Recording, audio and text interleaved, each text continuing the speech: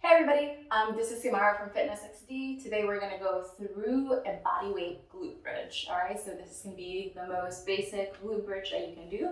To make it more difficult, you can add a resistance band above your knees or add a weight onto your hips, whether it be a dumbbell, a kettlebell, or a barbell, okay? So let's go ahead and lay down. You're going to come down, feet on the floor. Make sure you flatten out your back. Now, I really like to start this exercise by positioning myself at the top. So I like to come up, make sure that I am squeezing my glutes by rotating them, right? So we want to get to like glute lockout.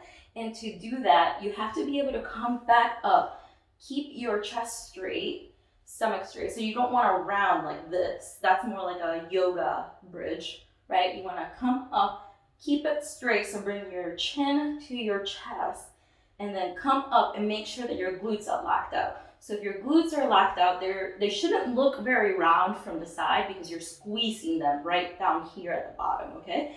So find this position where your glutes are contracted the hardest.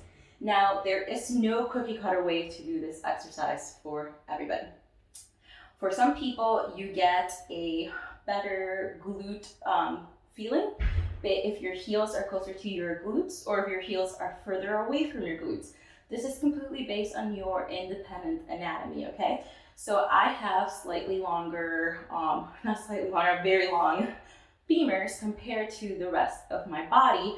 So for me, a 90-degree bend actually works extremely well. And I like to take my knees and point them out a tiny bit, always making sure that they're in line with my toes. All right, when you come up on this exercise, it's okay to raise your toes a tiny bit, but you want to push through your heels. So that's important. When you come up, put your weight on your heels and come up if you want to practice that way. You can also have your feet flat on the ground, but it's important that you're pressing through your heels. If you feel it too much in your quads rather than your glutes, then you're likely you have your heels too close to your butt. If you feel it more in your hamstring, then you likely have your feet too far away from your glutes. So play around with the positioning. Start out by finding the spot where you feel the most glute contraction. And then you're going to come back down and then you're going to go ahead and get started. So thinking of your glutes doing the work, drive up, squeeze, and then down. So drive up, squeeze down.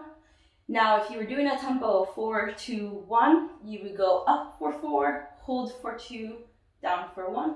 So it would look like 1, 2, 3, 4, 1, 2, 0. Or 1. 1, 2, 3, 4, 1, 2, 1. 1, 2, 3, 4, 1, 2, 1.